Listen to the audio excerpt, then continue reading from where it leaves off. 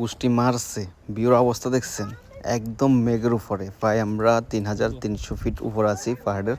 আর এখান থেকে নিচের দৃশ্যটা এত সুন্দর দেখা যাচ্ছে। আর এদিকে একটা বেড়ি থেকে পাহাড় থেকে একটা দড়ি ফেলে নেমে যাচ্ছে। আবার এদিকে বন্ধু আবার পিছন দিকে যাইতেছে, এদিকে বন্ধু আবার সামনের দিকে যাইতেছে। কি একটা অবস্থা দেখেন।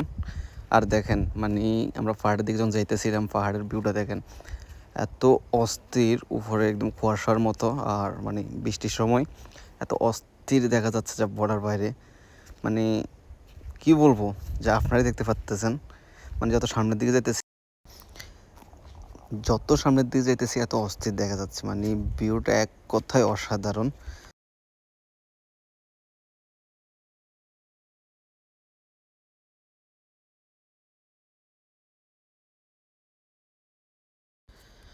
তো দেখতে দেখতে আমরা পাহাড়ের কাছে চলে আসছি। এখন পাহাড়ের উপর দিকে ওঠার ফালা।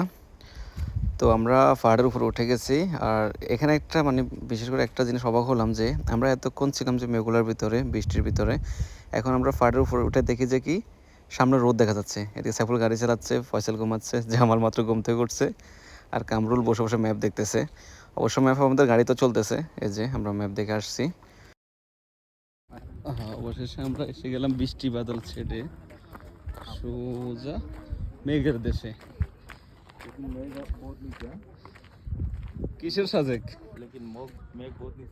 কি এর সাজেক আর কি এর কক্সবাজার বাইরে পাই জবল সামানি বেস্ট।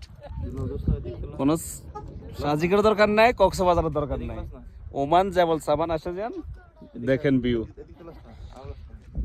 আর খারা তোর তো ছবি নেবো।